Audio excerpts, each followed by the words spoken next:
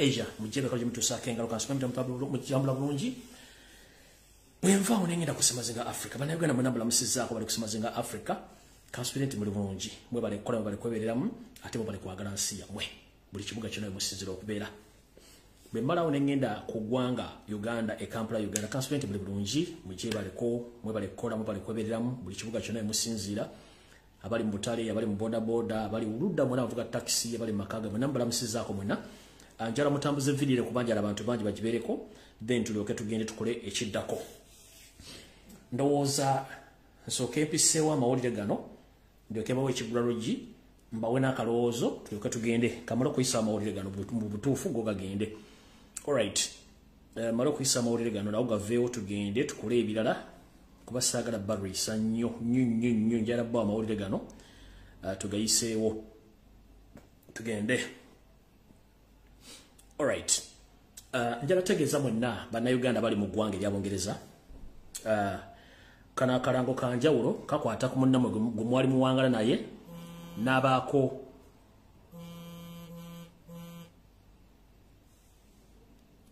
kana akalango kanjawulo. Njala tegeza bana Uganda mwenna abangala mu ggwanga ery'Abongereza. Era sitiro kano kalango kanjawulo. Nti waliwo omukulu ono nga yawangala nammwe era nakata kyawangala nammwe. Omukulu ono amanya ge ye Charles Chachi oba yita Charles Sali e Uganda je akola ki jabanga agenze bwaba bere Bungereza atera kubera mu North London Enfield omwami ono mekwano jija wangalira mu Bungereza bamutika obuvunanyizibwa okubanga batwalira ebintu ebikalu wepo n'ensimbi zaabwe obubuma bwabwe obuwera ddala mutwalo gumu ogwa pound naye mukulu Charles Chachi oba Charles Sali amanya njala gogera ngamba atirako nebifaananyi ebirago omwana gwenjogerako wano saagala mugente omusajja ayogera ku muntu gwatamanyi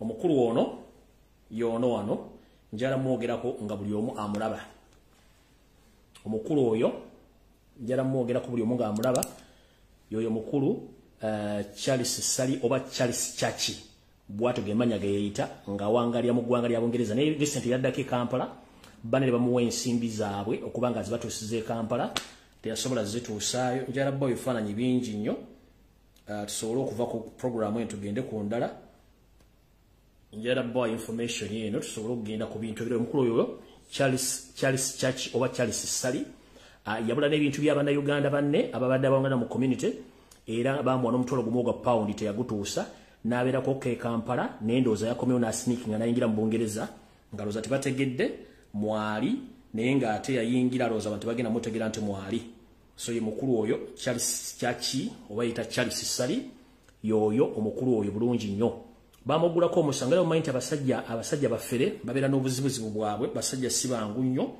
era bw'ati asobola okuba nga asurvivinga naye njala bategeeza nti omwami ono era yagulirwako omusango ku police reference number SD ng'ennaku z'omwezi 31 omwezi ogwokubiri ennaku z'omwezi yagulwako omusango ku reference number SD 31/02/07/2022 amanya gamatuufu yeyita Charles Chachi oba Charles Sali e Uganda abeera mu Northern London Enfield aina omukyala n'abaana era omwami ono akolanga security guard abadde family friend w'abano abantu era ng'atera nnyo okweyuna emikolo gy'okusaba mu church ez'enjawulo mu ggwanga ery'Abongereza atera nnyo okutambula okudda Uganda era nga lwe yasembayo ndowooza okutambula atambula n'omwezi 22 mwezi ogw'omukaaga mwaka 2022 era n'atuuka Entebbe n'akola ebintu bye awo yamiisinga n'ataddamu okulabikako mpaka olwaleero bwabuze n'ensimbi z'abaana Uganda bonna abo omutwalo gumu ogwa pound wepo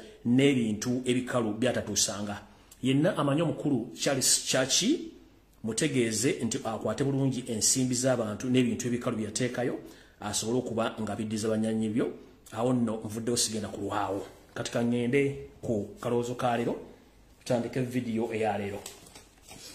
Alright, ntumiddeko mwenna bannayuganda buli mujo sinzira okulabira video eno kansubire nti buli bulungi mujje balako gye mutuusaako engalo bwe balikola njala tutandika n'akalowoozo ka leero. Akalowoozo ka leero kagenda kubeera nnyo kanyivu katya akalowoozo ka leero nkajje mu ttuluba lirimu mwenna gye mubaddeeyo nga mulaba ensonga nga bwe zitambula ku social media okukola diversion na buli kimu naye njala bagamba Tuyino engombe egamba mu kaloozo kale nti mwana mugimu ava ku ngozi. Butyo ntera nnyo bagamba nti empisa z'omwana ng'ali ku ssomero mu community. Mutera nnyo zeesigama kono zitunule naye mwegendereze nnyo empisa z'abaana bano esinga obungi zibeera z'abazadde baabwe.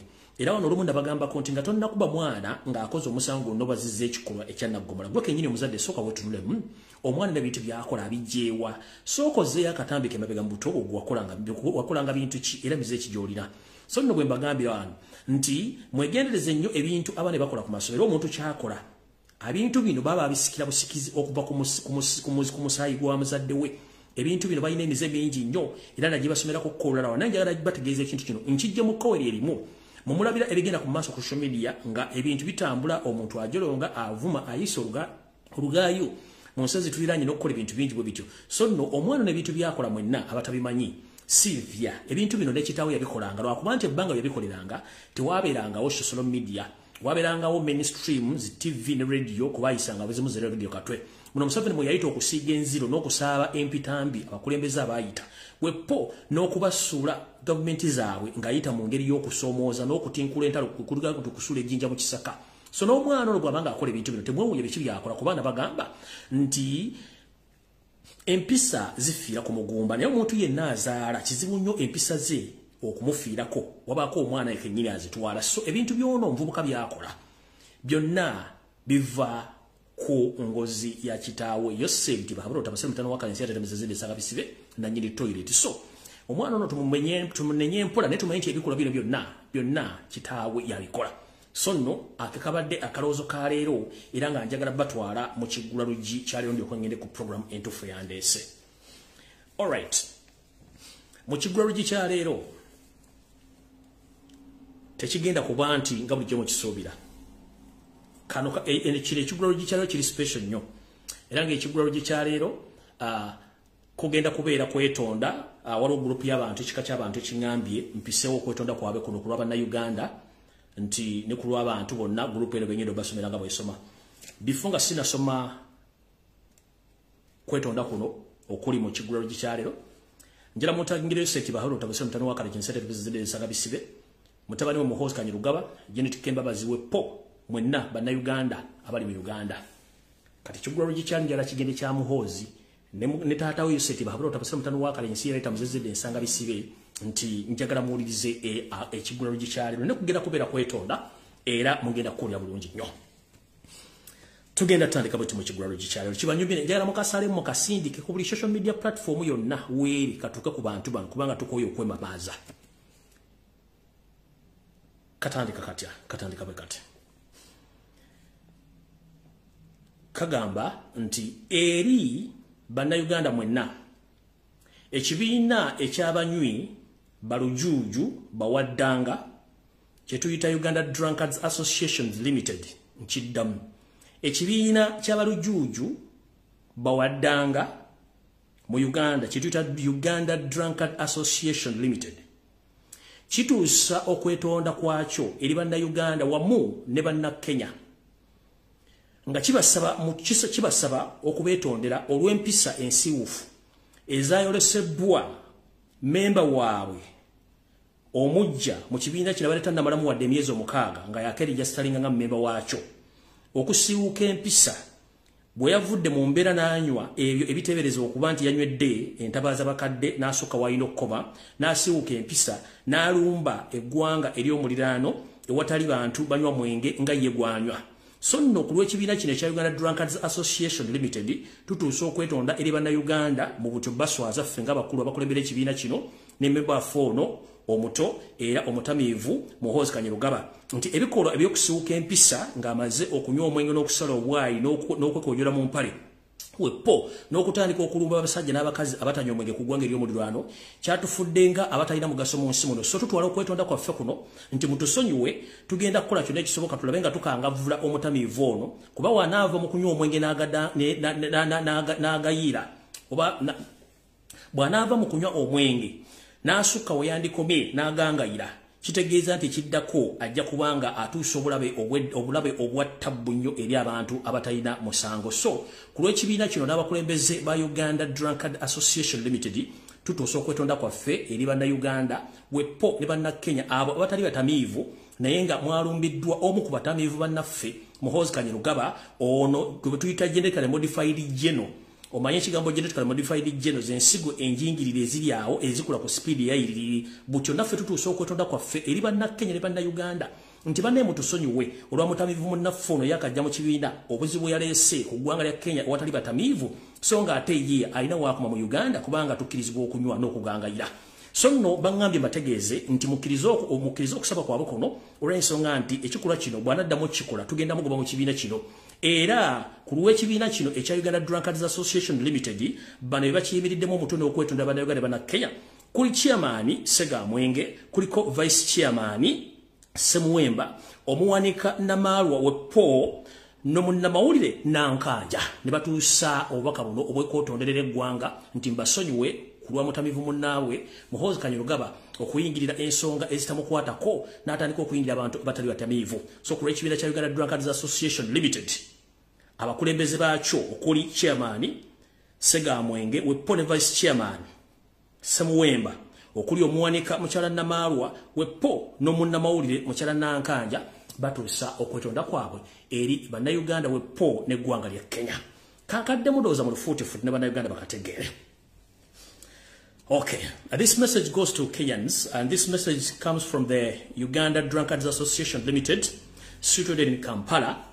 So they are here to apologize on behalf of Uganda drunkards that they are very sorry to all Kenyans, and please accept this apology that we are here humbly ask for forgiveness due to the acts which their fellow drunkard, genetically modified General Muhoozi Kanyarugaba de Santu Museveni, which he went on to abuse Kenyans and entire Kenyan government, where he said that he can attack Kenya within 2 weeks, he can capture Nairobi. So on behalf of all Uganda Drunkards Association Limited, we apologize and we promise you this won't happen again. On behalf of this association, this message comes from the chairman, Sega Mwenge, vice chairman, Semuwemba, the treasurer, Namalwa, and the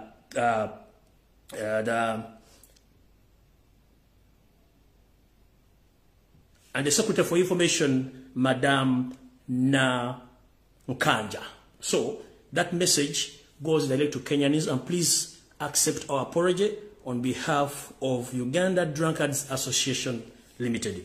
Kansulenti okwetonda kwaffe abantu bano banaakulya bulungi nnyo kubanga ekibiina kyo kigambe tekijja kubuumiikiriza mpisa zino zamutegedde bulungi.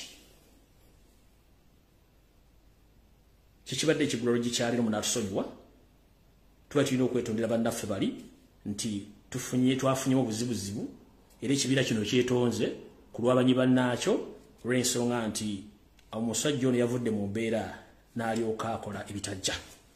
So ekigulalo gikikomyawo kantandika information eyandeese. Alright. Mu information endeese olwaleero njagala abasajja n'abakazi bali mu Uganda mutegere nti Uganda emugira beesiweeri. Uganda eri mu buzibu obw'amaanyi ennyo. Era njala bategeeza ekintu kino kyonna ekyavuddeko ebintu bino byonna okubeerawo kyavudde ku mukulembeze wa Robert Kyagulanyi Ssentamu okukola press conference n'ayita ab'enganda abakola b'emikwano okujja okubeerawo ng'abasaale okunoonya n'okubuuza ebibuuzo gavumenti ya Yoseti Bahabula Omutabase mutano wa Kalekezi ensi yaleeta muzezedde nsanga bisibe okubabuuza ebibuuzo abaana baffe abawambibwa bali luddawa. Era ne tuteekayo omulamu atugamba nti bring back our people, mukumyewo abantu baffe bonna abaawambibwa. Naye kino tekyatambudde bulungi eri Yoseti Bahabula Omutabase mutano wa Kalekezi ensi yaleeta muzezedde nsanga bisibe. Wepo n'akabija kaakaaba temwakababbi ne basalawo baleete diversion. Mu diversions basoose okuleeta basoose ne baleeta ey'omwami ono gwe bayita Lwasa awasa ku Mmande n'olweggulo naye nga ne gwawasa tasobola mufunisa lubuto ne weebuuza essengi alino nazaaki. Oyo bamufudde kyakulabira kubanga bamuwadde media asobole kubanga ayisa amawulire ge. So njala bategeeza nti omukulu ono lwasa y'omu ku part of the state abakola media diversions nti awasa buli mmandiro akubi nenga ne gwa wasata sola mufunisa lubuto wadde okulaga okasayini konna nti byatadde mu ssente bagabye bamutedde mu ssente alina omulamo gwakola. So omukulu ono butongole diversion zale teziri awo ne zireeta omukulu ono yadde agenda okukola concert Gravity omutulagiza okulumba Robert Kyagulanyi Center mu nabayimbi abalala ne kigaana. Kati yanategeeza mwenna abana bali ku TikTok. Nayogerako omukyalo gwe nayogerako ne mbaga nti omukyalo ono bamuteekawo nga state agent yajja n'annumba ne mmuleka ne fine ne mutegedde kikyali.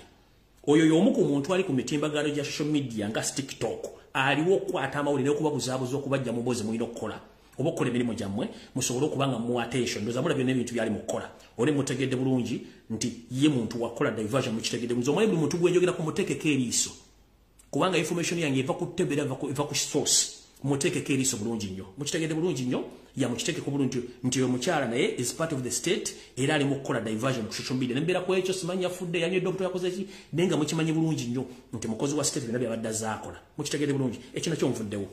Then ne bajja batandika okuleeta genetically modified general Muhoozi Kanyarugaba Muhoozi Laaga yazze mpolampola ng'anoonya public attention okujja ku kiri ekyokusaba abantu baffe olwokuba message yabadde mbazo bayingira.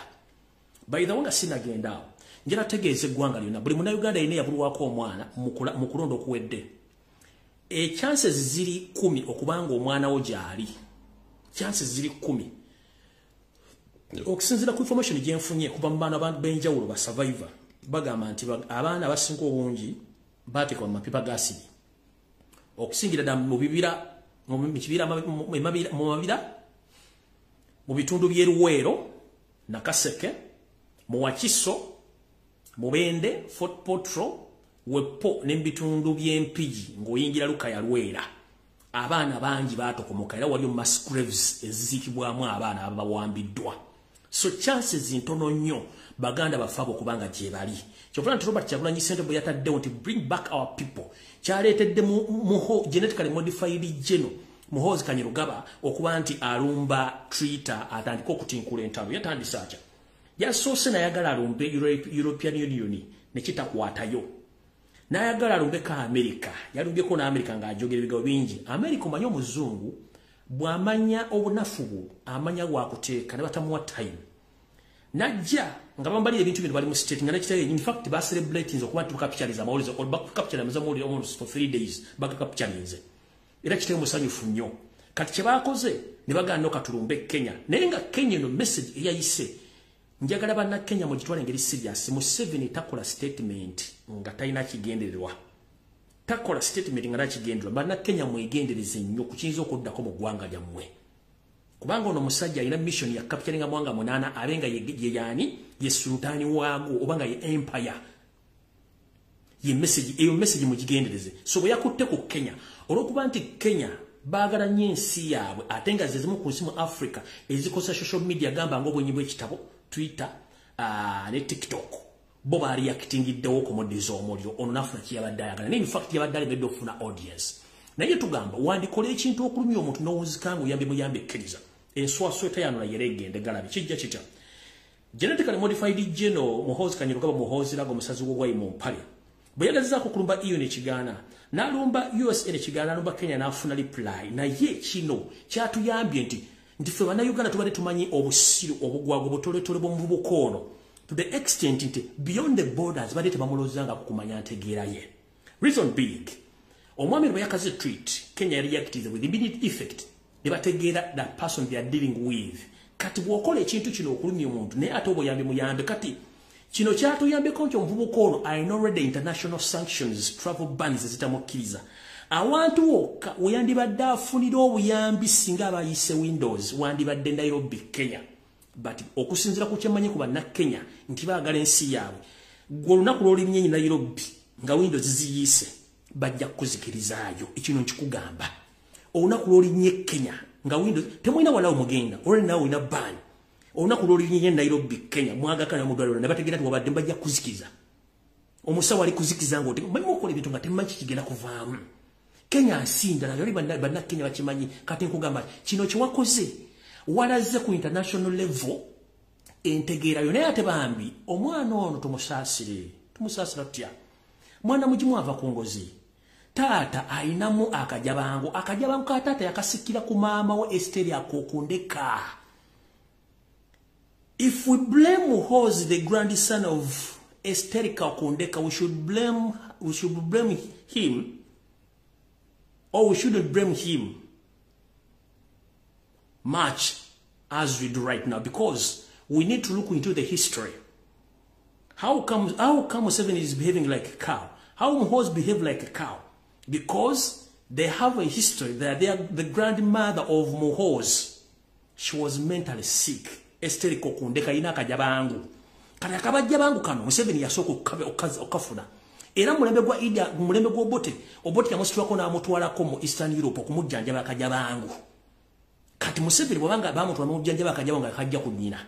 Kati ate ono omwana alina akajabangu kangi kubanga kati agatta kawo mentality n'agatta akajabangu kiba tutegeeza tulina mu product eryawo nga it's a timing bomb eri oyinza okwabika essaawa yonna bukitegedde bulungi nnyo. So we should look into the history. Ono yajja ate okutuuka wano okubanga ategereza kati good enough twali tumanyi wano locally kati international bamumanyi omuntu gwe badiringa naye is physically unfit, is behave like a cattle, omagozi talina ayogera nga bwayagala nenga te history asoma nti yasikira ekiri ekisikira ayina akajabangu ku mutwe. So namutegedde bulungi nnyo. History atulaga nti maama wa Museveni Esteri Akokondeka yalina akajabangu mulalu. She was mentally sick. Museveni previously during the Obote's regime, Museveni was admitted somewhere in Europe. He was mentally sick. So the same applies to his boy Muhoozi. So we shouldn't blame Muhoozi as much. Kubanga tulina mulaga bulazi kyano mwana naye mulalu. Kati bagatta mentality, ne bagatta obusiru, ne bagatta okuba nti bali awo tebategererako ddala bagaba n'abasajja batufugidde ku mmundu propaganda blackmail nenga amagezi tebalina balina matono. Nga bukitegedde bulungi. So kati Kenya ategedde nti okay lujjo tubuza bannayuganda lwaki baga nti these people are suffering from cow mentality. Now we know. Bulijjo balema nti omuntu tumuwayiriza bwa ne basobodde okuexperienga ku busiru n'obugwagwa bwe. Kati okumanya nti bana basajja basiru bwe balabye kikutta omuliro kubanga Kenya ekintu kyatitwe serious. Jjukira Kenya n'aba historicals abamanyi history wa Museveni nti wayogera ku kintu kibeerawo. Remember we yajja somewhere near the border of Rwanda n'agamba nti President Habyarimana, people are telling you that Museveni with other Rwandese who are situated in Uganda, they are trying to attack Rwanda and they take over power. Akavideo nakazanyako mwaka wase kalina mnakadiritinga. Waitawo mwaka gumu kyewakana ne bakikola. Katono kyeyogedde bannakenya tebakitwala just for granted bakimanyi bulungi nnyo nti bano basobola okukola ekintu ekyo. So bannakenya bali bamanyi kigenda maaso mu Uganda bakimanyi bulungi nnyo. So tebakitute for granted vula bamukoze ki bamwataakinze naye kati bategedde obusiru ku international level kweri. By the way bwe bamaliriza ekyo ne batuuza meeting ya ndowooza yabadde batuuza meeting simanyi batuuza meeting ekusemwai ne bateesa kubanga bajenaza mambale baga nti we should arrest this boy. Ne wabawo mwe bagambye no ne bamutwala mu meeting emu ne bagamba no katukole ekintu kimu ne basalawo bamulinyise eddaala ne bamuggyako omulimu. Bamulinyisizza ddala bamuggyako omulimu. Kati kino kyali kyongera ku information nti muddukire ku ekyo. Ono guy wadde bamumuzza nti alina mulimu ne okumufuula jjeno kiba kitegeeza nti bamupreparing okuba nti anytime banze mufulumya amagye ne bamuleeta nga civilian ajja okwesimba kuba Museveni mula nti ayise Windows kati mukidindeko gye bujja kati omujja kiranga mufulumiza mu magye ne mupreparing okumuleeta okukola ekintu kyonna kyalina okukola. So tembera scared oba tembera surprised if you see genetically modified geno atalwanangako ku front wadde tagendako ku lutalo lwa bumyunga tagendako ku lutalo lwa bumyunga kuyiga tagendako mu lutalo lwa bumyunga nanga bulwana wadde mu lutalo lw'embwa taludumirangako. Kati how dare you noleta geno gogamba nti yasome Sandhurst nenga tukimanyi nti Sandhurst yemu ku universities ez'amagye ezisinga obunene mu nsi yonna nga the moment omu ku batrainee baabwe oba ku ba student singa afuna ekitiibwa kyonna mu magye ekinene bakutimba wali nti congratulations. Naye ne bogenda ku website ya Sandhurst tebannatimbako nti Muhoozi Kanyarupama genetically modified geno congratulations kubanga teyamalako due to the problem of cow mentality and the history of wano mutaka gamba kafa manyak. They have a history of mental disorder, so they know that the guy is suffering from mental disorder. When you add mental disorder and cow mentality, you get madness plus. That's what is taking place right now. When you out the cow mentality, no got a mental problem, you get madness plus. Katibi bizuro biri so. Ono mwami gwe wadde wajino. Tagena nko de mutawlo bomyu. Wadde okudumira LDU group egende rumba ababbi ku kyalo takikolanga ko wabula bamuteko butesi kubanti bana kyo planning. So we shouldn't give him time to chirekete zibade diversion to zitegere nenga zibera ko messages zisindika. Oyo sagala nnyo mulu wako okujja ko baga nti buli omuwali wetegeze kigenda baso mu kitegedde bulungi nnyo. So abo bavuddeko njagala genda ku information endala eyandese tugende maaso. All right.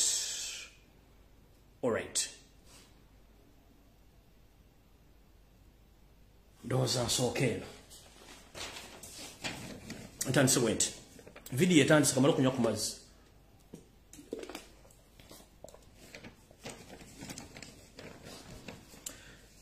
Dr. Ruther Cheng.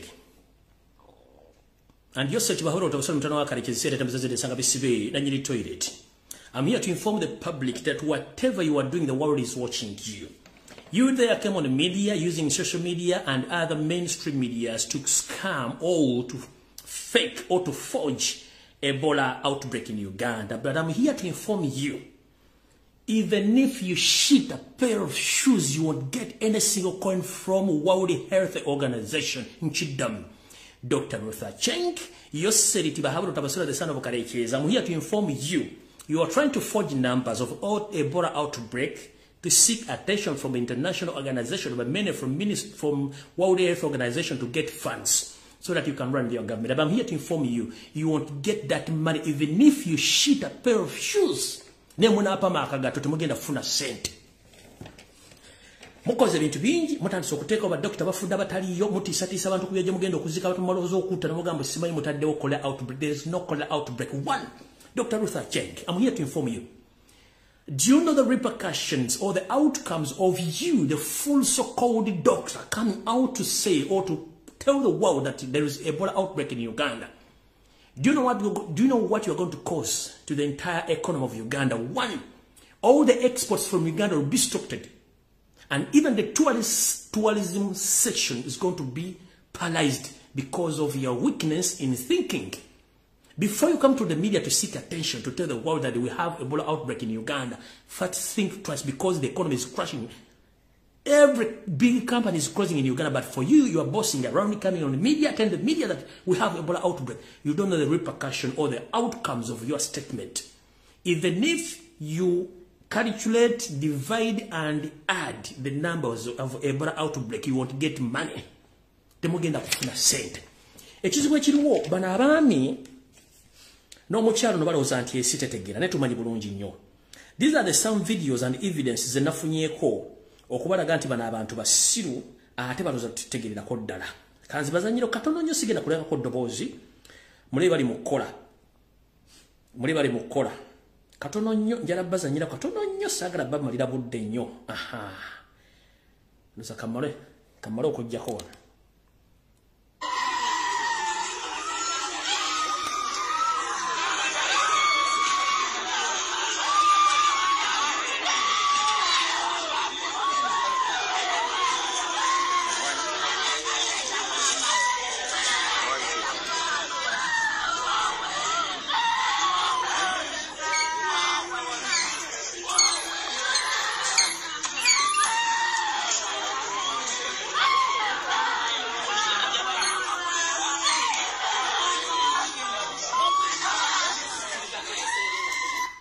Eza muli mukola video muli mukola ebintu by'okutiisatiisa bannayuganda mu bintu eby'ekisiru tubalaba.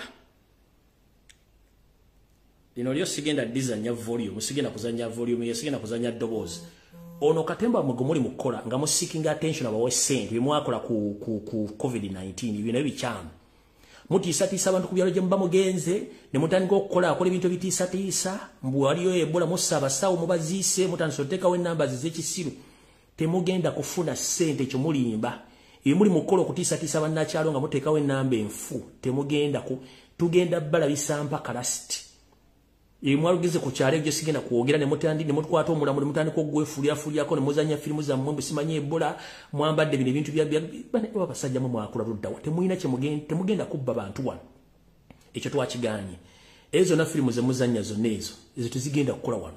So Dr. Ruth Acheng temumanyi kye mugenda kukola mugume bugume. Awo sigenda kulonja gadde bategeeza ekyo nakyo nkiveeko. So ebyo na ebigenda maaso mu Uganda ebyebola byonna bifute biriyo. Bano banoonya ssente kubanga tebalina ssente ziddukanya government. One, abasomesa si basasule, abayizi abasomesa si basasule, abasawo si basasule, poliisi si basasule, amagye si basasule. Naye ono omwami alina ssente zizanya political games across the world n'okusasula ba spies. So Dr. Ruth Acheng, think twice before you come on media and spread the fake information about the outbreak of Ebola in Uganda. Because we know Uganda is free of Ebola. Because you are here to get sympathy from World Health Organization to get the money which is going to be turned into running your government, into running Museveni's government. You won't get this money. But you forgot that the moment the world gets to know that there is Ebola outbreak in Uganda, tourism sector is going to be shut down. Exports from Uganda are going to be shut down because no one is going to take any kind of food from Uganda because they know what they know exactly what Ebola is. Awumvudde osigenda kulwawo ngenze maaso. All right. Egulire ddala. Mwonna bana Uganda bwe najja wano ne mbategeeza nti ekiri Kongo kifumba kitokota sikisaanike ne mulowooza ndi nsaaga. Bana Uganda bangi bali mu Kongo batwalibwa amagye bali mu kubatta era bafa mu kirindi era nga omulimu guno gulimu Yosete bahulwa n'amagye naye nga basinga kutta baana bannansi. Ngenda bawa amanya kwaga agamu ag'abaana battiddwa era obanga omanyi Omuganda ng'omu kubattiddwa kitalo nnyo ddala. Njala kuvumirira TV za Uganda omuli NTV Uganda eyavuddeyo newandiika eggulire lino. NTV Uganda eyavuddeyo newandiika eggulire lino njala dibalaga wano. Kuba bya mbikwata mpola saagala kubuka information n'emu jala muvwano buli munga ategedde kiki tuyita information obu TV wa mu Uganda gye bukola ebintu by'ekisiru. Liri ludda wanjala bangu yiza nnyo mangu nnyo saagala baruyisa. Yara bangu yiza mangu nnyo saagala baruyisa. Kandi noonye wano tugende mu maaso munansonyiwa. Bintu dina bingi nnyo. N'ebintu bingi nnyo munansonyiwa. Nenga muninde kati negulira mwalirabye just njala dyongerako bwongezi mutegeere bulungi nnyo. Mayi n'ebintu bingi kati binoonya kati nga tewabitegese bijja kuba bizibu. Nendoza kankibadde kelirino. Kikino wano kyembadde njagala. Nolyegulira NTV lyataddeyo.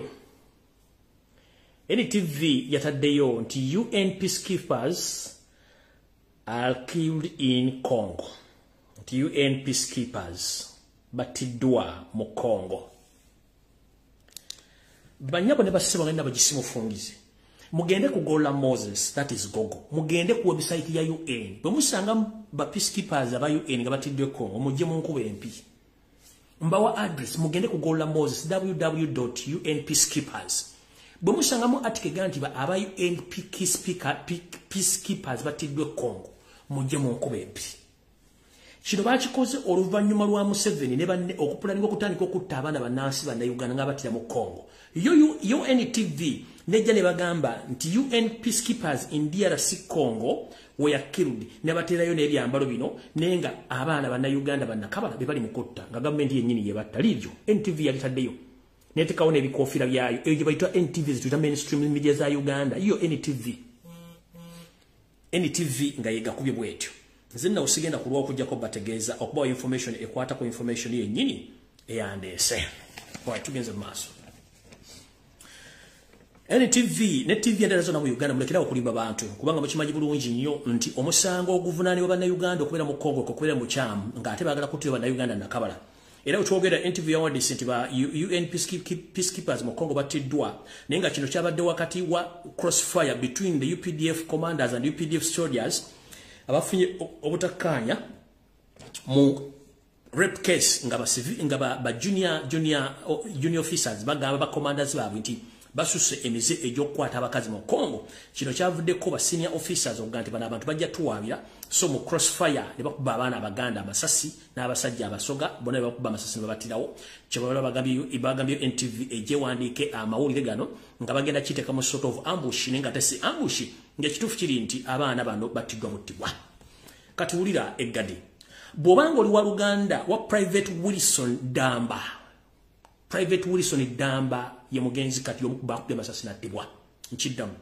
Bw'obanga oli wa Luganda wa Private Wilson Damba. Wilson Damba mufu y'omukubakubye amasasi e Congo n'attibwa. Bw'obanga oli muganda wa Sergeant Sesanga Abbas. Sesanga nga badde ku ddala ya Sergeant Sesanga Abbas y'omu ku bagenzi. Bw'obanga obadde wa Luganda wa Kopolo Kabogozza Richard ne mufu. Bw'obanga obadde muganda wa Kopolo Senfuka Wumalu ne muganda wo Senfuka Wumalu Kopolo Senfuka Wumalu y'omu ku bafu abatteddwa. Okusinziira ku ddoboozi zange ez'enjawulo mu ggwanga erya Congo n'amannya amalala gajja kujja oluvannyuma later on kubanga bintu bajja bibagamba. Nkiddamu. NTV endala mu Uganda mulekera okubuzabuza bannayuganda bwa mawulire amatuufu. Yensonga lwaki munoonya amawulire nga temusobola gafuna muwa abantu amawulire amafu. Ffe katuwa amawulire amatuufu tuba ku social media ensi ejja gategeera. So I'm here to inform the international community and the Ugandan community, the Ugandans, whenever you are. The mainstream media in Uganda is keep on lying to Ugandans the whereabouts of some UPDF officers who are serving in Congo right now. But previously they came out and announced the breaking news about the UPDF officers who were killed in Congo. But NTV was paid to lie to the nation that these were UN peacekeepers. But I'm here to inform Ugandans and the other international communities that there are so many indigenous Ugandans serving in UPDF in DRC Congo have been killed by the state itself. And I'm here informing the public that these are the names which I got right of some people who were killed by the state itself. Private Wilson Damba, who was assassinated by the UPDF senior officers. Sergeant Sesanga Abbas was killed.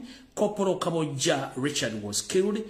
Corporal Senfuka Wumal was also killed. But later on, I'll bring other news so that I confirm to the public that the state is finishing the indigenous officers who are serving in UPDF. Tetukyagala kubuzaabuza amawulire tugawanga bwe gali gwe kinyiga agenda afamira akagatu ffe tujja kudda ku ebyo. Awo ndowooza nvuddewo ngenze mu maaso. Alright, kano njagala mukawe bala abakozi ba state batamanyi nti kye bazanya nakyo bakimanyi bulungi nnyo. Njala muŋŋambire omukulu Kabangala SK Mbuga. Okulu ono manyikiddwa mbu alina ssente naye akolera state. Nina eggulire lino ttono nnyo saagala ddirwa kuba saalamu wabudde. Ono y'omu ku balina akabinja k'abahackers abahackinga pages aba struggleist baba abantu bonna bali mu struggle ba food soldiers n'abantu abali ku international levels. Alina abaana basoma IT Makerere. Ono alina drone eziwamba abantu. Ali mu business y'okutwala body organs mu Uganda ne business nyingi nnyo ez'obufereza akola. Naye okusinziira ku mpapula drones ezirabyeko mu ICC International Criminal Court ne mu court endala omwami ono SK Mbuga yateekebwamu ng'omu ku balina okuwa obujulizi ku bintu by'addaako lya state era nga mu kyo ali mu file case number erumiriza okuba nti y'omu ku bantu abadde bakozesebwa state okutwala body organs z'abantu nga bazitunda ku black market. Naye ate mu kkobe lyerimu ntegeezebwa loko drone zange nti omwami ono yandibanga agenda kugibwawo okwewala okuwa obujulizi kubamu ku bantu ba first family. So ndi wano kutegeeza ensi nti singa muli ekituuka ku mukulu ono nze manyi nabagamba oba wa ANR bowa kasita information ngifuna njagikuwa bw'ofa ekyo binkwatako nze njala kutegeeza nti okusinziira ku drone zange ez'enjawulo zintegeezezza nti okendeeza ku bajulizi abayinza okuwa obujulizi ku bantu bano abaana ba family omuli Odrek Lwaboogo Museveni Janet Wepo ne genetically modified Geno mukulu Muhoozi Kanyerugaba SK Mbuga oli target egenda okugibwawo anytime anywhere mu ngeri yonna basobola okendeeza ku bajulizi abayinza okuba bawaako obujulizi ku bikolobero ebadde bikolwa mu Uganda kubanga mujjukire enkola ya international laws n'amateeka amala basobola okufuna omuntu abadde akola ekintu ekyo bamufunda ne bamugamba tugenda kukendeezako emisango gye olumirize abantu bano era wakkiriza bamuwa ddiiru ono najje n'afuuka ng'omujulizi kati mu kakunyomero ke kamu omuntu ono bakitegere nti ayinza okukozesebwa okufunibwako obujulizi kati bapulaninga okwagala mmojja so omukulu ono kabangala mutegeeze nti bwaba odde information teginkwatako kuba yalina TV alina media nze mugambye kyonna ekimutukako I'm less concerned about that kubanga abadde abikola nga tamanyi tebana bajja mwefuulira ngenze mu maaso naawe onvuddewo manyi mpita mu bwangu ngenze mu maaso Ngabe mwalabye nti bakoze diversion okwata amawulire ekya Motor Verified General okuba nti ekibiina kye ky'aba Uganda Drunkards Association Limited kyetondedde eggwanga ne kyetondedde banna Kenya butyo ensonga zino zikyalanda nga amabere g'embwa tugenda tutya kyonna kyonna kitandise okubeera mu ggwanga nti mulaba abantu bawambibwa battibwa naye nga teri ayogera buli muntu ayogera bamuziba omubwa sina kindi okwagala omusiba omutta Munange, the drunkard master, the genetically modified general, atalona nkuwadde ku lutalo olw'omyu oba olw'embwa nga zirunduze. Omukulu ono ng'akolagane munne ono Nsereko Muhammadi omuseegu atalina mukwatira nsawo nga ne bw'aba atambula mu mmotoka ekisooka bugali mpitawa okuba nti agenda kukola emikolo gy'okusanyusa ekiwato kye. Kuba gy'emirimu gye yasigaza okuba nti akolera state. Wetwogerera essaawa zino move eriwo ey'okujja abantu ku social media n'okubatiisatiisa omukulu ono Nsereko Muhammadi aginamu omukono gw'amaanyi. Bagenzo okulaba nge Kampala abaana bonna abasinga obungi bali bakola ku social media amazo ba compromising abasindika mu nseze ebweru abalaba wasene basirika ne boogana okwogera ku bikolwa mu Uganda ne bannamawulire abasinga obungi bonna babasirisizza nga wala social media tusigadde tuleekana mpaka ku makyolo gulo tukyasirika basaze bagambe nti kati buli muntu yenna ali mu diaspora bajja kunoonyereza famire bagiwambe osobola okubanga osirikako era lyatandisidde bulungi mu Charemi Bahati n'abantu abatandise okunoonya famire zaabwe era nga n'omukyalo gwe bayita Tino bwe yali akola ku Urban TV I'm not mistaken oba Tino omukyalo n'Omuamerika yagenda mu Amerika oyo omukyalo oyo naye batandise okunoonya ku famire n'abantu bangi nnyo banoonya famire zaabwe bali ku social media nga muli mu diaspora kye baagala okukola nti bw'obeera mu diaspora ng'obacunya oba ng'obakuba baagala atandika kunoonya famire zaffe oba famire zammwe bazikwate musobole okusirikako sina kindi batte abantu bammwe pulani ena niyo agireese Nsereko Muhammadi Kagege oluvannyuma lw'okulaba nti akoze etteeka nyate bamukuba tebakyamulekedde kamongoye yagambye mukama we genetically modified General Muhoozi Kanyirugaba Kanalupama Muhoozi Laaga nti omanyi kye tubatukola nti olw'okuba nti bano abantu basoma ku social media batulemesezza kati tunoonye famire zaabwe tuzikwate nga ransom oba tuzikwate nga akanyeebwa basobole okusirika era kino Nsereko lwakigambye mukama we Muhoozi Kanyirugaba Muhoozi Laaga genetically modified General ne bitandikirawo okukola nga bagenda mu maka g'abantu ne bakwata abantu abo ne bakugamba ddamu oyogere kino nno kirungi kino nno kyateekeddwa Nsereko Muhammadi okukiwa mukama w'amagezi Muhoozi okuba nti abantu bali ku ground nga bafamire z'abantu abakyalemedde ku nsonga bakwatibwa okuba nti batiisatiisa abantu obutayogera ku social media n'okuziviirako ddala olw'ensonga tuba nti diaspora esigaddemu abantu aboogera okusinga abantu abali mu Uganda ng'abantu abanyigiriziddwa obulungi okusinzira bannamawulire ba celebrities abalaba nti ensobi zigenda mu maaso mu ggwanga batandise okufuna visa okudduka eggwanga nga boolekera eggwanga lya Bungereza erya Amerika Canada n'amawanga amalala beewale ekibabo kubanga tebakyasobola kwogera ate ng'ekirala n'obwavu baluma bwe baali bategese okubategekera bo bennyini okubaavuwasa soso butyo Nsereko Muhammadi y'omu ku bali mu tteeka y'emu ku bali mu kakodyo kano waleeta etteeka mukulu era okusirisa abantu ku social media n'oleeta amateeka mangi nnyo kati ate kiki ekyakubagudde ogambe mutamiivu kati neewuunya gwe musajja nga nti ni musiraamu ate oleeta etteeka eryawukana n'ensonga za Katonda zeetako nti omuntu alina okwogera osinza Katonda ki musajja gwe Nsereko Muhammadi Mr. Kagege ate nga tukimanyi bulungi nnyo essaayo n'ogenda kubira mabega mitayimbwa olw'ensonga nti ebintu by'okola tebigendera ku mateeka ga Allah subhanahu wa ta'ala geyateekawo ti buli muntu waddembe okwogera ate nga tukimanyi n'abasiraamu abakulu abamasheke mu Kampala mu Uganda gwe ng'ozzo bakolako profile okuba waayi ne babawambibwa mizikiti ne batwalibwa gati oyo ayogera nnyo mumukwate byayogera tebikwatagana state era ne babakwata ne babasiba kyovula ati wavaako n'okutunda ettaka ly'omuzikiti n'ebintu bingi nnyo ng'okolagana ne musajjawo nfanfe Haji Kiyimba ono yali mmeeya w'Ekyengera okubanga temukole fujjo n'okusaanyawo ebintu bya Katonda oba emizikiti gya Katonda abasiraamu bakuŋŋaanira okusaala so nno Muhammad Nsereko eno pulani gye waleese ejja kukuleetera obuzibu nga n'abaana bali mu diaspora bajja kusanga obuzibu kubanga tojja kukwata mwana wa muntu nga bamanyi nti abaana bo nti gundi abayinza ku adresi gundi adresi zo tuzirina nga bwe nakulaga abaana bo wano ne wajja bali mu Canada n'abali mu America n'abali mu Sweden tubamanyi ojja kuleeta obuzibu ku muntu w'omuntu kijja kuviirako okufiira omwana wo ng'ate kati kizibu nnyo okuba nti ogenda kuddamu okusala nkuwooninga gwe nawe nkuggadde ngenze mu maaso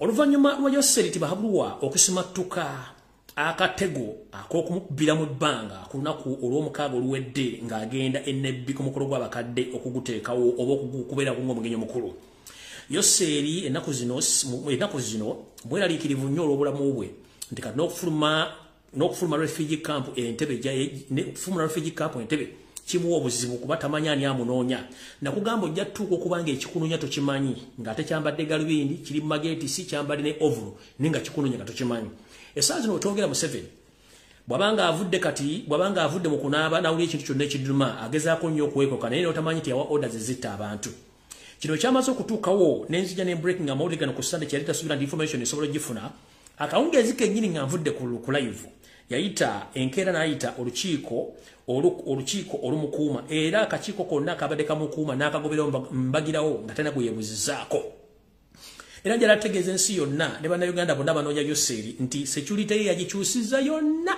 tekukyali muntu yenna gomanyi feesi ye olw'ensonga nti yasuspectings oba asuubira nti mu bo bennyini bano babadde abawa coordinates n'okuwa amawulire abantu abamunoonya wawaali ne wagenda otambulira butyo bonna yabagobye era n'ateekawo security emukuuma empya ng'era ebitundu 95 ku buli kikumi bonna bamukuuma wa M23 era nga bano yabayinako ebiragiro jjukira nabagamba nti omu ku bakomanda ba M23 bafanda yeyo Seriye kennyini ne mutabani we ono eyita pasta Bujingo so nga ate muyekera mukulu nnyo mu ggwanga nga n'ensimbi zajja mu ndiga zonna zigenda kusaba zonna ziba zikola mulimu gwa kuyekera ggwanga lya Congo kubanga bagala teekayo nsi yabwe bo nga ate abagala ogazya Tutsi Empire era njagala bategeeza nti ebitundu 65 ku buli kikumi buli muntu yenna gumulabe wa Bujinga bonna ba refugees bana Uganda e refugee camp we bafunira orders n'ebiragiro okukola emirimu gyonna across the country kiddamu 60% of all followers of Bujingo, those are not Ugandans. They are refugees from Rwanda. They are there on mission, and after every services, these people are given missions across the country. So, if you see that that gentleman is having a big number of followers, but those are not Ugandans, 65%, all of them, they are Rwandese, who are on mission across Uganda and across East and Central Africa. And they are well paid and they have their mission. So whoever think that we Ugandans, we are asleep, please, we are not. That's why we come on social media to give the rightful information to Uganda so that they can stay awake. So whoever think that Bujingo is Uganda, Bujingo first and foremost is a well-trained soldier. He is a Rwandi, not a Ugandan, although he came as a teenager as Museveni. So he's working for a state on their mission of partitioning Congo so that they can create another nation within Congo. That's what they are doing right now. But using the resources of Uganda, including the offerings from his followers, that's why he has more followers in Uganda. But the biggest number of them, those are refugees. Kale now put the war ngenze ku information endala.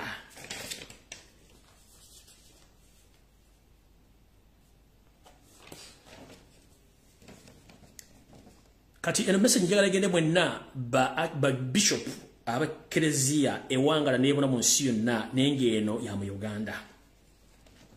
Yoseri engeri yali mukotya n'okuwaluka ng'afuna embiro eza buli kikanga tamanyi kiddako nga n'emyaka gimugenzeeko gya kawungeezi tamanyi kituufu nga buli information gye bamuwa agiraba ng'ekyekango waliwo baseeko ng'oli mutulo otungi oli owoomereza naye n'oloota ng'empologoma ekugoba obanga omusezi akugoba oba onootera okubanga onootera otuuka wootuuka ne weekanga ng'omusezi akukwata n'obukambuli n'okubenduulu kati ne Museveni bw'ate wali wetwogerera essaawa zino ekimugoba takimanyi nga wetwogerera omukulu ono afuna sources information okuva mu nsi ezisinga obungi yeraliikirira Robert Kyagulanyi Ssentamu yagenda e Italy tamanyi biki bayogera n'abantu b'e Italy yeraliikiridde omusajja bwe yagenda e Ukraine tamanyi biki bayogera ne Ukraine kati omukulu ono abamuwa information bajja mutomeza ate nkimanyi gye banamuoyinyiri ejjo mukutula omutima ba bishop mwenna abali mu Uganda naddala bakatoliki njagala mwegendereze nnyo ku ndeya mwe n'entambula Yoseri yafunye source information emulaga nti within the Catholic Church mulimu abantu batamwetaaga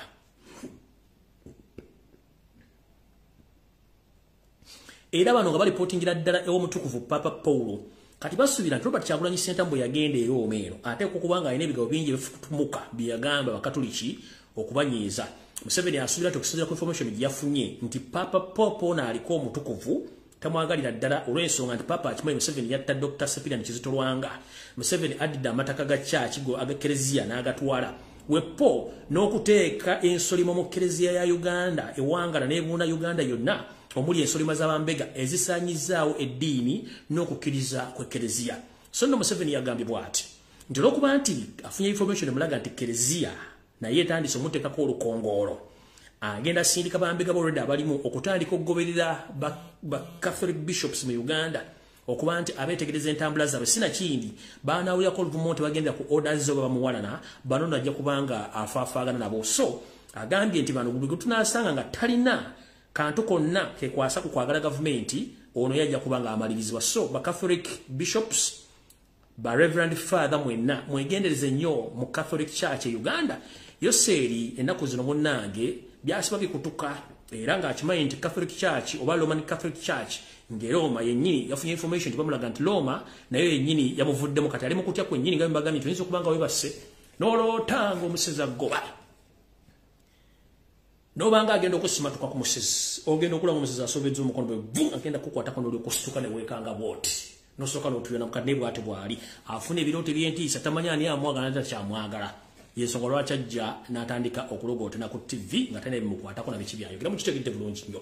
So mukuma omuliro ekkanisa mukuma omuliro mujja kulya ng'essabo likutta omuliro nga n'amayebe gagenda kubendulu mujja kitegeera ekisibisa omulamba ebigere gye bera kugenda kudduka ekikuteekesa papa mu nnyindo ekikuteekesa pamba mu nnyindo gy'obeera nti mu ttaka ogenda kussizaayo Museveni ojja kukibulira abantu lwaki otta bannayuganda ate ng'osibe bannayuganda nga toyagala bata oza mukitegedde bulungi nnyo. Ngenze mu maaso era naye ngimaze.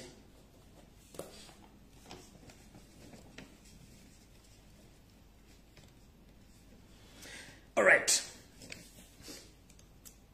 Manyi omugenzi Paul Kafeero Jobu yagamba tukwegamba n'otunuulira akakono akazannyira mu musiri ogwateganya nnyinigo nnyini kajjagalaza obugulu n'otunuulira Yoseeri n'ensi n'ekutama myaka 37 gy'ofugidde eggwanga tolina ky'otulaga okuggyako okwonoona ensi yaffe nga bw'ogirina. Essaawa zino oli mu kutambuza n'okweyambula tugamba nti Sewagaba gyekoma okulinnya omuti gy'okoma okwolesa obwerere bwayo mukulu gy'okomya okulinnya omuti n'okulaga obusajja n'amaanyi munnange weeyambudde nti ensi ekutegedde. Wetwogerera essaawa zino munnange Yoseeri bwe yakwata abaana b'essomero abatabadda neetuuka n'abasindika bagende beekalakaase vidiyo nazibalaze na buli kimu naye ye olw'okuba nti amanyi nti ensi temulaba era temutegeera mu kino abasajja n'abakazi abali mu yunivasite ezakolamu bwe baavuddeyo ne balumba street okugenda okutwala ebiwandiiko byabwe ku kitebe ekikulu ekya EU mu Kampala wakati okubalaga nabo ebirowoozo byabwe ku mafuta ga Uganda. Omukulu ono teyaswadde era kyovula nti mbagamba nti cow mentality is the big problem to Museveni and his entire family. They don't think twice before they act. Previously, they ordered and instructed the miners to come on street and demonstrate because UN stopped the oil pipeline. So he forgot that he ordered his security agents to escort these young boys and girls. But when the real Ugandans came with a petition to EU officers, he ordered the same people to beat, arrest, and torture the indigenous Ugandans who are supposed to demonstrate. So who is fooling who? The more you climb the tree, the more you expose yourself. Mr. Yosef Tibaharo Tabasura, the son of Karekezi, they all know the moving toilet. How are you, sir? Ngenze mas, kankabalageko bulungi nnyo ndyoke tugende ku birala kubanga tulina bingi nnyo mbalage ne kitaba Kalamojja kano ke kamu ku butambi Yoseeri ng'abantu be bagenze ku EU okwekalakaasa.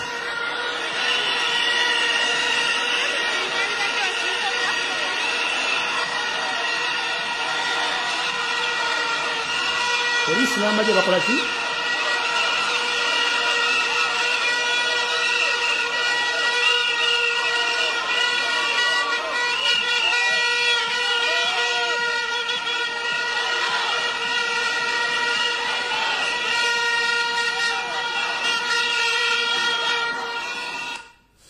Abakulembeddwa mu police n'amagye. For them, they have a right to demonstrate, but when the university students came, this is what happened. No, aho mukalabye katika ambawo kana akafa akabadde mulyoke mutegeere. Then after ba senior citizen kubanga ba university student bakirizibwa okwekalakaasa kino kye kyaddiridde.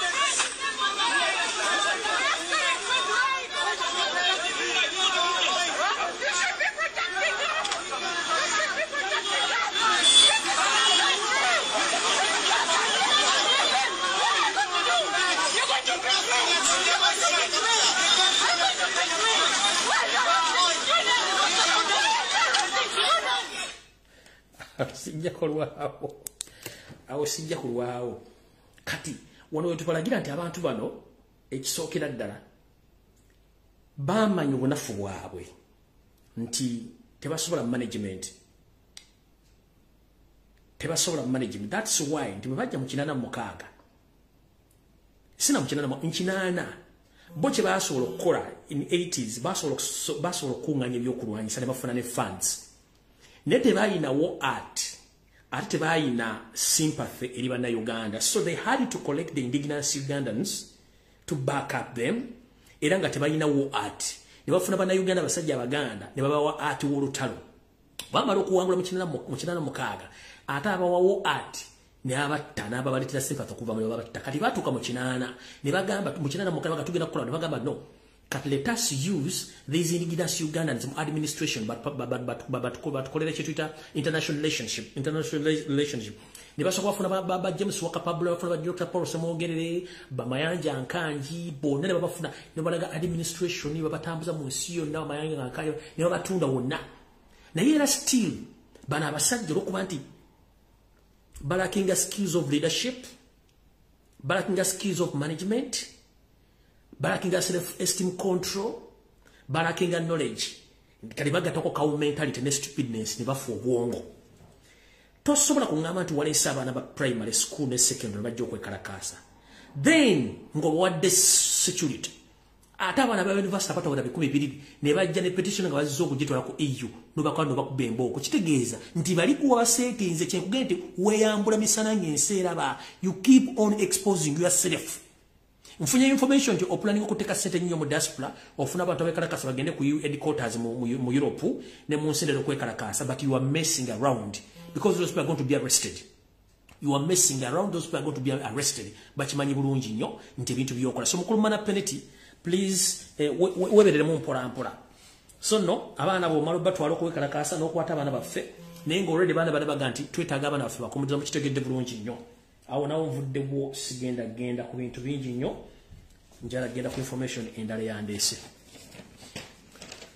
Alright, ngenze kundala bannayuganda mwenna gye musinzira njala bategeeza nti mwegendereze nnyo ennyonyi ezebongera mu bbanga mu bitundu bya Buganda.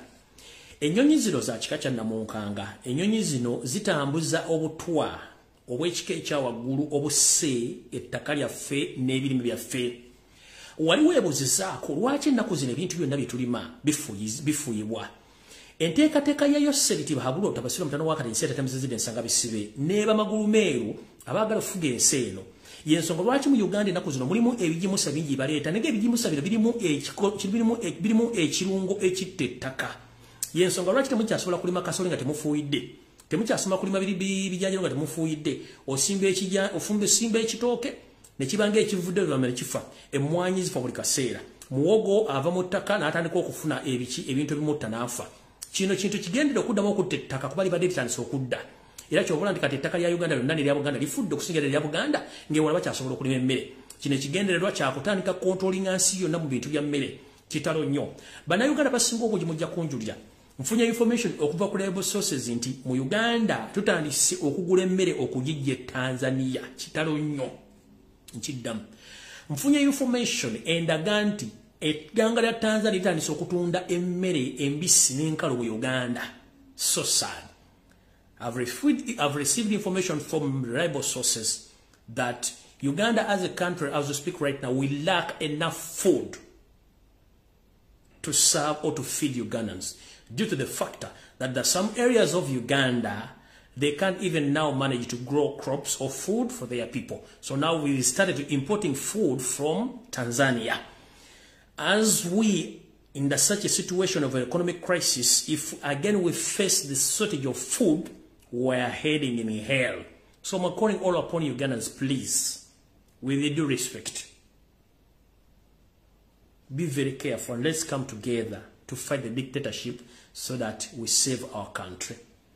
In the reference, Museveni and those mafias, they destroyed the wetlands, they destroyed all the green belt of Uganda, whereby they destroy all the forest reserves across the country. As we speak right now, Museveni is promoting some fertilizers which contaminated with some bad chemicals which can't allow any farmer to grow crops anymore because they have an agenda. When you get the sawazino, njera bagamba. Nti mu Uganda obadde osobola okugula emmere ng'ogigula mu mulengo oba akataasa oba ensawo era ne weggwera. Sina kindi nga amatooke ogagula mu mulengo oba ng'ogagula mu nsawo oba enkota.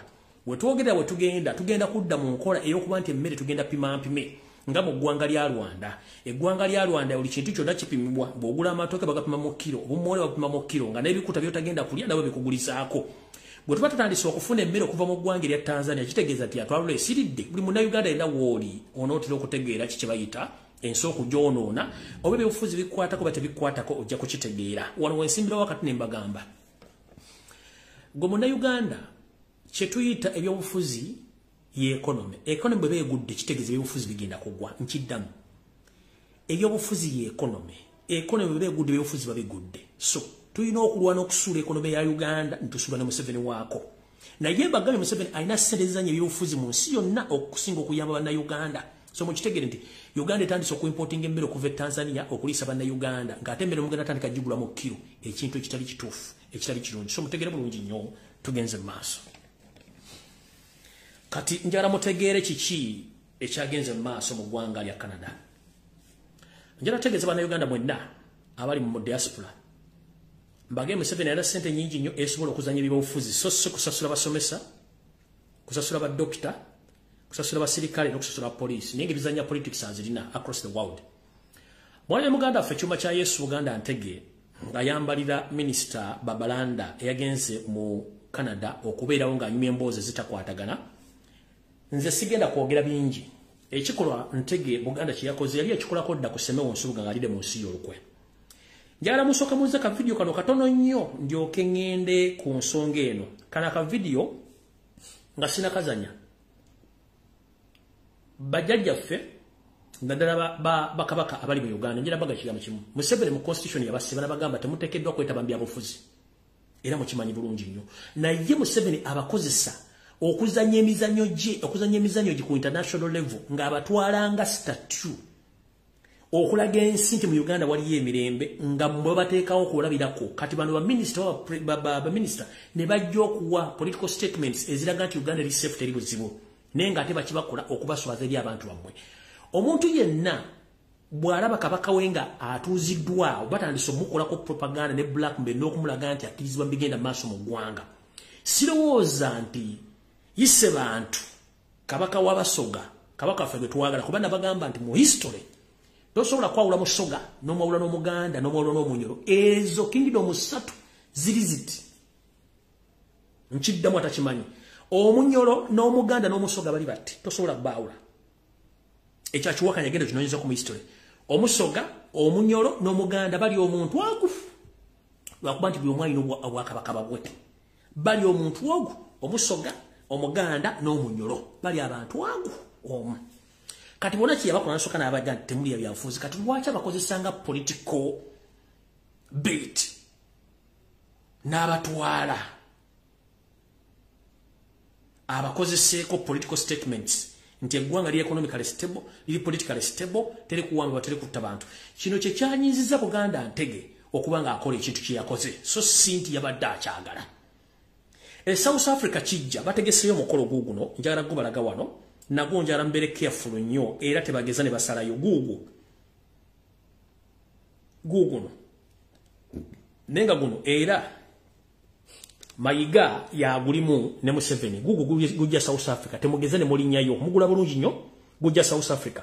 Ebungereza batezeyo dina yemu ebintu bino beramu kutagetinga abantu abagala enkyuka guno gwe South Africa temugeze ne mugendayo.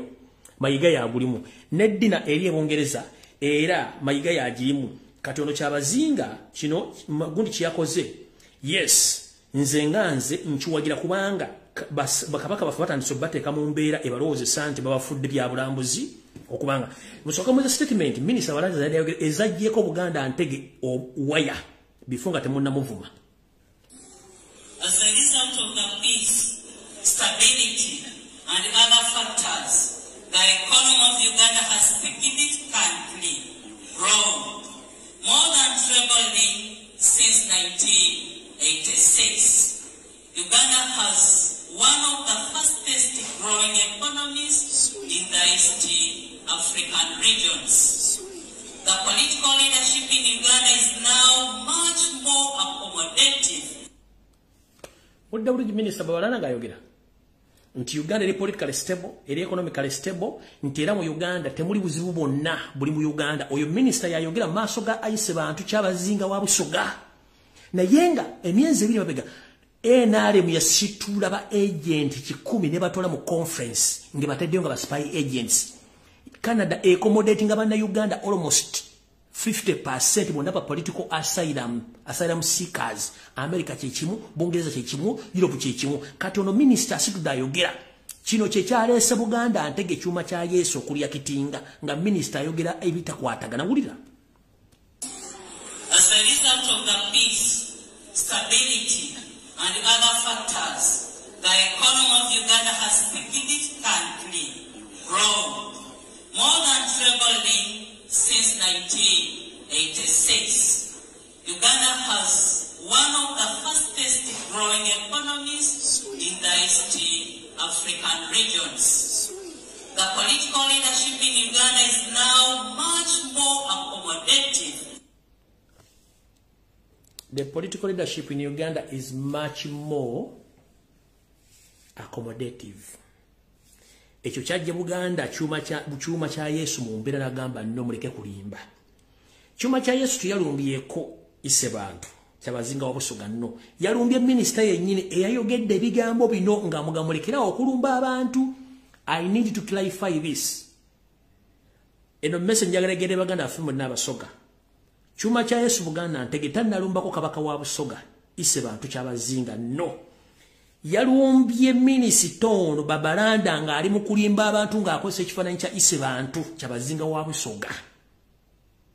Ffe tuli banna Uganda abamanyi ebyobuwangwa era abamanyi omukulembeze. Era ndo chuma cha Yesu yayinza okwogera yasoose kwogera era nga yeebaza kyabazinga nga amugamba ebituufu ebiriwo. Kati eno statement omukazi gye yakoze ye yagyeko chuma cha Yesu nga minisita akola ki alimba eggwanga. Kati mutegere nti mu Buganda ekittisa Ssaabasajja Kabaka Muwenda Mutebi w'okubiri yagaana okukolera ku biragiro bya Museveni ebyokuzanya political games ze. N'aleeta wasanya kalo Charles Peter Mayiga Gamulengejja okumuzanyira political games zazanya across the world. Kabaka yagaana okuzanya emizannyo gye. Kati abatamanyi Museveni bagenda okuzanyisa bano. Kabaka wa Bunyoro yagaana. Ekimuliko mukimanyi bulungi nnyo. Kabaka wa Bunyoro yagaana. Bamuyiwa Windows ngamaze mu wakatwa babamu omukazi omunyarwanda na buli kimwe ekiri Obunyoro mukimanyi bulungi nnyo. Mukitegedde bulungi nnyo. So muganda wange chuma cha Yesu sinza kunenya kyewakoze wali okikoze ko mu history gye kiri wasitula Simewo Nsubuga kwebuzabuzanga afukana aba na kiro Babalanda kye bamukoze kyali kimugwande sunjala tegeeza abasoga mwenna. Chuma cha Yesu tanalumba ku kabaka wa busoga kyabazinga no. Yalumbye ministry y'abadalimba abantu nduza tulikirya era twagala nnyo bakabaka wa busoga n'abasoga tubagala nnyo tutuna buzibu namwe. Yabadde amenyo statement yono mukazi kulimba. All right, awono nvuddewo. Kati njala genda ku information endala wano. Era bwagamba nti Uganda eri economically stable njala kujungula nsonga za mukyalo ono. Omwaka ogwedde najja ne mbagamba nti there are so many international companies slowly are closing their businesses in Uganda. Ne mbagambako nti game, ne mbagambako ne Shoprite. Wakumana baga nti game ekyageza kulaba kitambula kitayo Shoprite yaggalawo kubanga nga kigiremeredde kyokka jjukira abantu bano balina mu shares. As you speak right now, game yagaddewo completely yagaddewo business zigiremye Shoprite yagenda. Kiki ekigaza contract ekigiza companies zino ekisookera ddala economy eri wansi income y'abantu ne expenditure tebikwatagana so batabana sente nnyingi za kuspendinga ku bigula bintu olw'ensonga nti basigadde kubera na sente zibaliisa so zikola bintu birala. Kati game ebadde ku oxygen waliwo ne company nnyingi eziri ku economic oxygen nga zifeedinga ku oxygen omutonotono aliwo otherwise anytime zigenda ku crashinga. Nkiddamu companies nyingi mu Uganda international franchise companies eziri ku economic oxygen ngesana zigenda ku crashinga ezigenda kuggalawo. Yogem yawandise officially we are out of business nenga bali agenda kugola mwaka gwenda nababuulira bulungi information enjibawa kati kino kyapeninga mukitegedde bulungi nnyo. So waganti Uganda economically stable nga abasawo bali myezi mukate basasulwa UPDF mwaka But teacher, tebafasasula sente. Police badidde engo, police waddira ekiteeteeyi kye n'akitwala watteeyira omutunzi w'ekyalaani. N'asalamu ka dress k'omwana akambale, omwana amufunira ekyambalwa. Babalanda, minister, olwokuba bakufunidde visa, olina omutwalo gwa $1. Oyambadde nnekazo bulungi onekaanekanya olimba abantu abali mu diaspora. Ngowa police omukazi yadidde part of her uniform n'agitwala bagisalemu akateeteeyi akambaza omwana n'okuyita Mukunya. We are economically stable, mama. Why do you fool Ugandans? If you fail to pay teachers, armed officers, police officers, doctors, how dare you say that Uganda is economically stable when even those serving officers in the government can't afford to feed their kids? No gamba munange nti ate ensi eri bulungi. Goza Buganda ntego kuyera taso nyabadde njala akujje akubbe ekigo akujjemu yo busuti jwade wese akujjemu nakawole ko omunda. Olikotegere nti ensi nkambwe nnyo. Mummanyi mulowooza kubeere muza tabata abantu bajja bakuba bajja bambula. Ekyo nkibategeeza kubanga okulimba kususse. Mukitegedde bulungi nnyo okulimba kususse. So if you come out and say Uganda is economically stable, ngane passport teziriyo mu ggwanga ku internal affairs, and you come and say that the Uganda is economical. People are looking for passport. They are paying millions of shillings, but they have taken even 6 months to get their passport into the economically stable.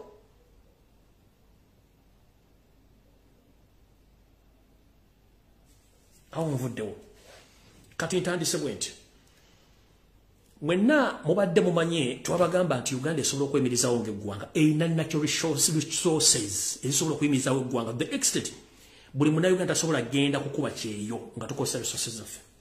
So one of the reasons oba ensonga emu lwaki baganda affe bakalamojja bafa, kalamojja yensi erina ettaka eritanakwatibwa kuli kyali virgin mu kulimako. Kalamojja kye kitundu kya Uganda ekirimu gold. Kalamojja kitundu kya Uganda ekirimu ensozi ezirina amayinja ag'omuwendo gwe tuyita mabo. Nga mabo ono ejjinja lya mabo erimu square meter emu egula $1 wakati wana ku 6. Manya abannyonnyola lwawo ebyange mbikolako research ne mbibaleetera nga binyuma bulungi nnyo nkiddamu. Kwata essimu yo ey'obuyonjo ogende kugolla Moses otekemu nti 1 square meter ya mabo egula sente mmeka. Bagenda kuleeta nti egula between $40 gye mitwalo 15 mu 15 oba $60 gye mitwalo 24. 1 square meter eya mabo. Kalamojja bange enough virgin land ettako kulimu emmere itakwatangako. Kalamojja ina gold. Kalamojja ina mabo emayinja ag'omwenda gaziteekebwa ku nju mu sinki ku bisenga ga bay. Kati Kalamojja ekibassa natural mineral resources. Ekissa abantu be mubere bagende wali Ebola. Abasajja ba discovering nga mbende almost 80% etudde ku gold. Balina oteekayo Ebola abantu babagobe ku byalo batwale ettaka. Njala balaga ebintu bino bulungi nnyo. Mulyoke mutegere ki kye mbagamba. Tugenze mu maaso. Muwulize bulungi nnyo. Jasooka basomera message eno mbalaga bye mbagamba mbitegere bulungi nnyo. Tugenze mu maaso. Those are the marble diminution stones mining field at Nyakindi village, Rupa sub-county Moroto district. The sole company doing the extraction is Dao Marble Limited, whose caretaker is Muhammad Aoul, an Arab from Kuwait. The name of the partner are secretive even when you check on their website and the company documents or have interaction with the CEO. It can't give you any suitable information according to any insider. Mr. X, this company is wholly owned by the General Sare Akandanaho Eke Salim Sare, who is the brother to Joel Kaguta Museveni.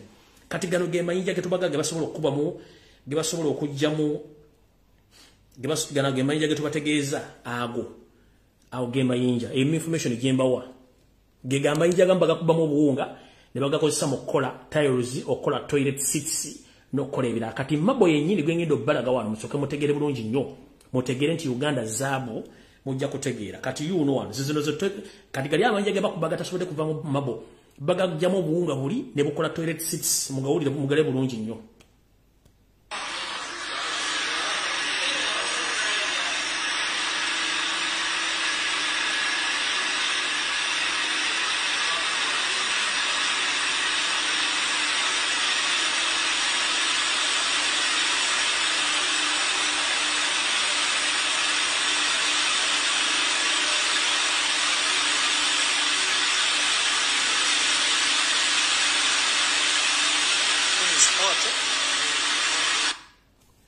Yensongola chaba Karamoja bakola chiba batta.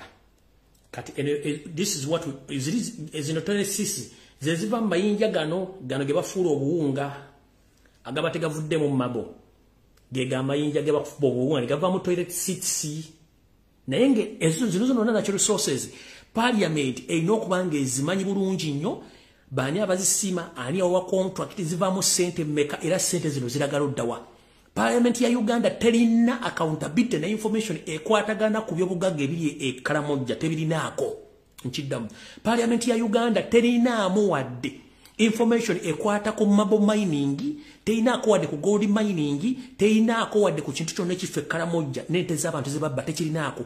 These all our natural resources ezivaamu sente. Kati nkugambye ku mabo ono 1 square meter egula $4 ku $6. Nkugambye square meter emu egula kato mitwalo 15,25 kati yino video ekulaga mabo gobaje Karamoja. Ulira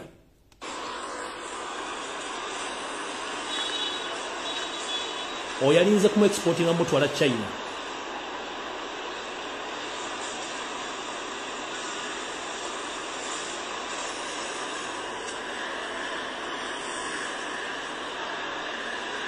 Ate fe tulina unique colors zitayina mu nsi yonna.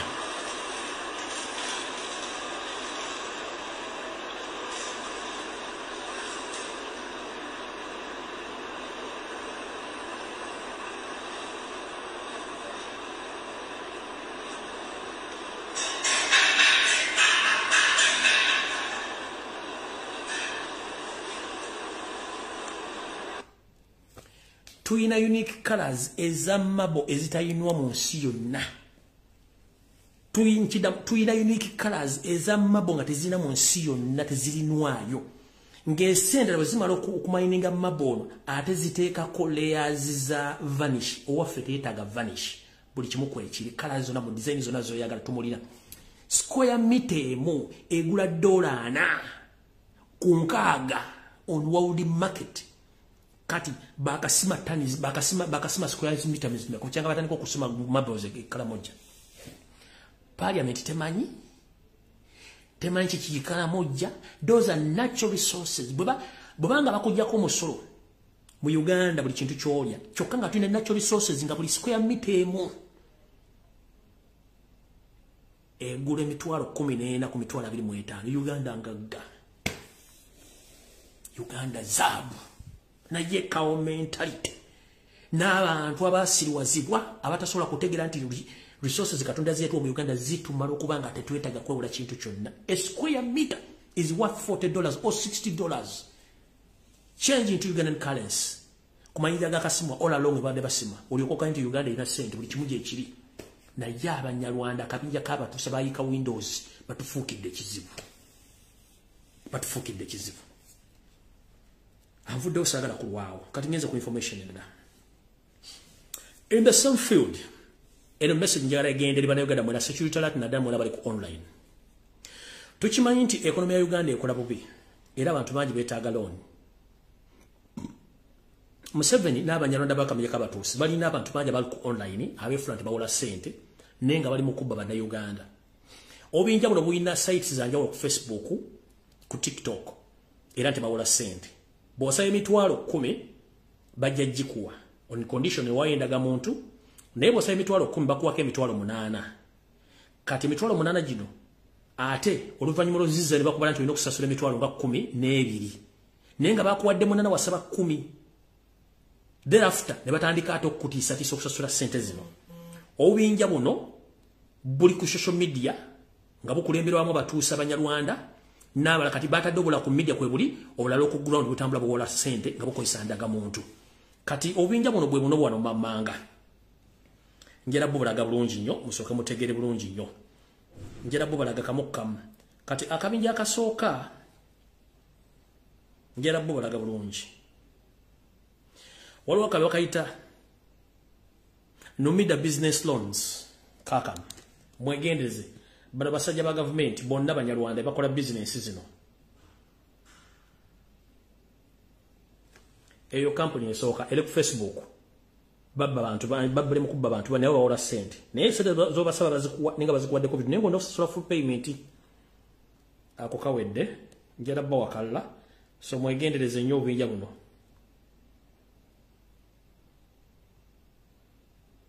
waliwo kana akalaba kayita mulindwa Muzaival bin Adam nako kaakano nako kawola sente online bano bonna babbi ba state agent tugenze njala bba obuntu buno bungi nnyo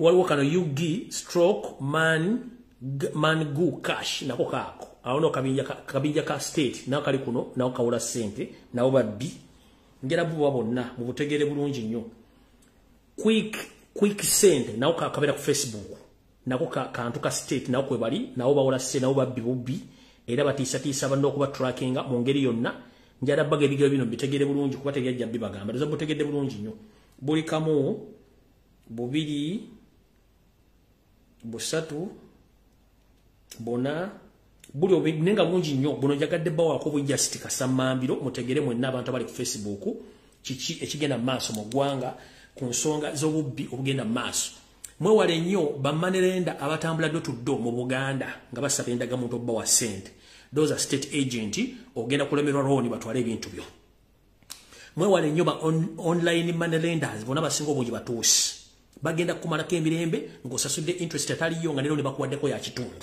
nakyo mukyewale obwavu bungi nnyo ne mugumiikirize ekikutto bwe kigenda buta bwe munamuganye nze byange mbyogera ng'omusezi gule siyani n'embirika wano awo nvuddewo sigenda kulwawo nwanye ntalo ku social media kuno nange ne tukugamba nti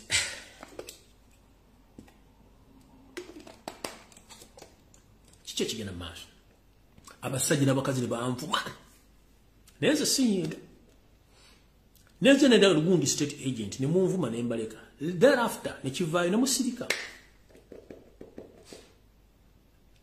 nenjera ko baza mukama katonda atwala obudde buno n'abukeesa n'abuzipya ne bivaayo musajja omu yajja wano ng'ayogera ebigambo bakyusa statement ku bulwadde wa Ssaabasajja Kabaka nabagamba Museveni akola kye tuyita bw'amala okukola ekintu ate aleeta bagenda okyogerero kirabisa nti si kyekituufu ku nsonga za Ssaabasajja Kabaka ez'omuwa obutwa Museveni yasindika ba agenti bangi ate Kabaka kati mpewo ze zimuluma ate Kabaka kabati ekibumba kye kimuluma simanyi bamukyusa ensigo simanyi anyonya walagi simanyi naye yawujja ekiwojjo ne kimusiga sirimu ne mbagamba no that is wrong information state bwe tebwekola mwami munajjana natandika okukola interview ku bantu abanene mu Buganda yakola ne Kasujjulubinga interview Kasujjulubinga n'afulumya ebyama byonna n'abiteeka ku mmeeza ensi n'ekola bweti namusajja n'afuna audience nze nentegeera kuba namukolako dda profile nze nsobola okumanyako information nenkuleka nenkuteeka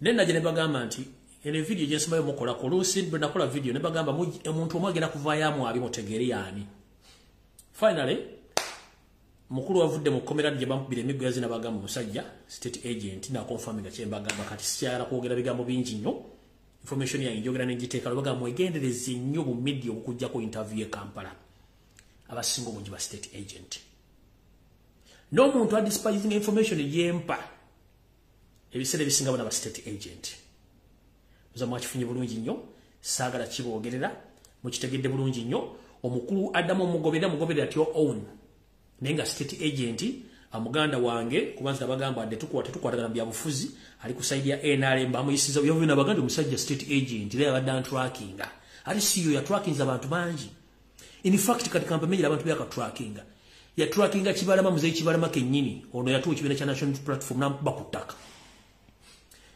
muzeyi kibalama yadduka amyasera musika atali mu Nairobi baya vamo yatali mu ava nasimanyi ya tracking omugenzi yiga pastor yiga ebyo mukwata n'omuntu wali mubuto nafa he was behind that man tuze ayingidde abantu bangi abo ayingidde Kyagulanyi Ssente ku national platform amutambuliddeko amwogereko propaganda bikiri mwena musisiri wali asobola mwogerako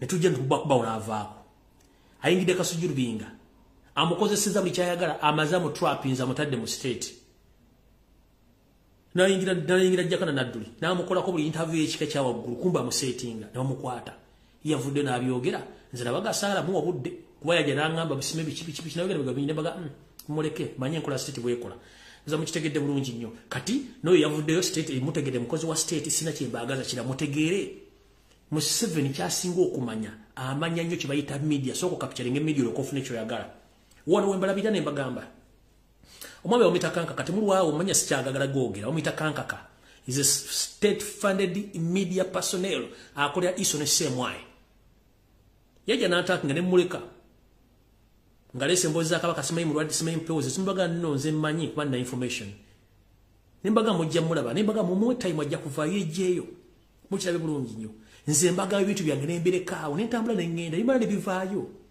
okitegera nembireka kati kyavudde sisita mujagadde bajjukiza kanyala baga Museveni ayagala nnyo capturing media n'ateekawo diversion n'akola amawulire agage ene wiiki yewandikidde message eziraga nti afunye ssente okuva mu Arab Bank emundu zalimu badde mu Egypt yafunye miliyoni bazibadde 14 eza dollars teziriyo nobody can give Museveni money anymore nave bwafunye teri asobola kuwa Museveni ssente bewandikako amawulire so njala bategeeza bana Uganda Museveni tana wajja ssente n'amafuta genyini gayagala simaganyiza omubeerera ekizibu mukitegeera so tobatiisa tisambu alina ssente naye ezanya political game ku international level azirina zitya waliwo omukyalo ono yasinga omuzannyo era yasinkanye n'ono omusajja yasinkanye ne mawo omusajja n'omuyita Marijan Black omukyalo ono omulaba bulungi nnyo omukyalo oyo kyekizibu kya Uganda namba emu mukyalo oyo azanyidde Museveni emizannyo mu European Parliament mu International Criminal Court World Bank mu IMF oyo Marijan Black ono kyekizibu kya Uganda oyo era muamula yatwala tota lususu mukuzika kwa Queen kuba Museveni tebamuyita mukuzika kwa Queen wabula machala Marijan Black yazanye emizannyo gya Museveni jola ku international level naye nantegeddeko nti omukyalo ono yandibanga alina amutegedde obulungi kastamalo okumira ku malusi mutegedde obulungi nnyo ayandibanga alina enkolagana ya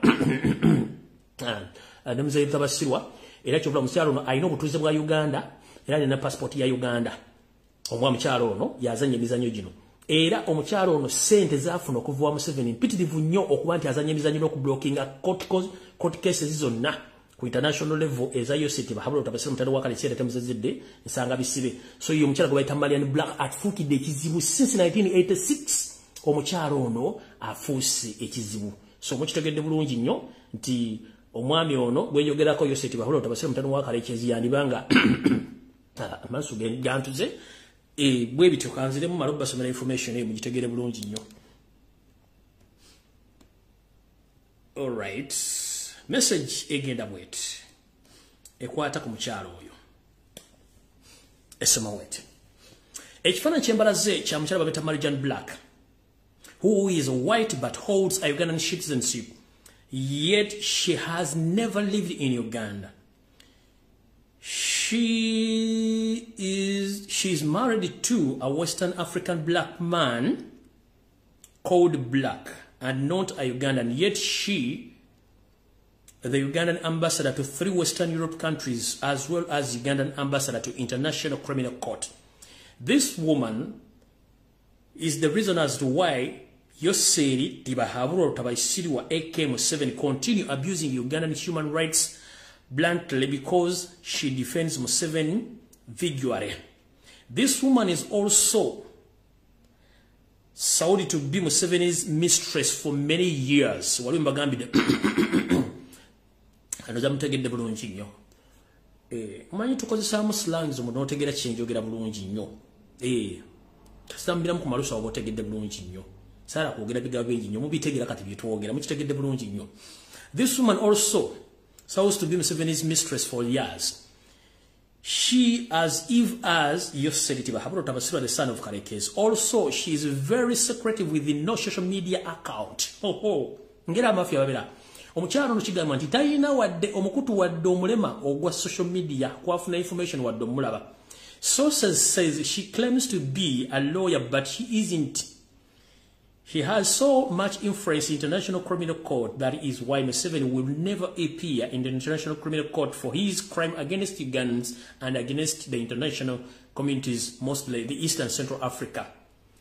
Let's target the Irish government and the embassy on why they work in partnership for the sufferings of Ugandans Also, let us identify where exactly Marijan black family are and target them for the demonstration. I read she has grown up children with one Museveni's friend with whom they started the gorilla but died in 90s. As seen here, this woman is in Uganda meeting Nobati Mawe, etc. We can start worldwide campaign against her actions. Marijan Black Mafia in Europe working on Museveni's orders. Mutegedde bulungi nnyo. Yo Marijan Black. Mutegedde bulungi nnyo yo. Era yazze okusinkana no Mawobe batandika okukola emirimu gyabwe ffene ne batutta bulungi nnyo nga teri muntu agenda kwogera yoyo mukyala gwe bayita Marijan Black. Talina mukutu gwa social media gwonna mugutegedde bulungi nnyo. So no ebyo.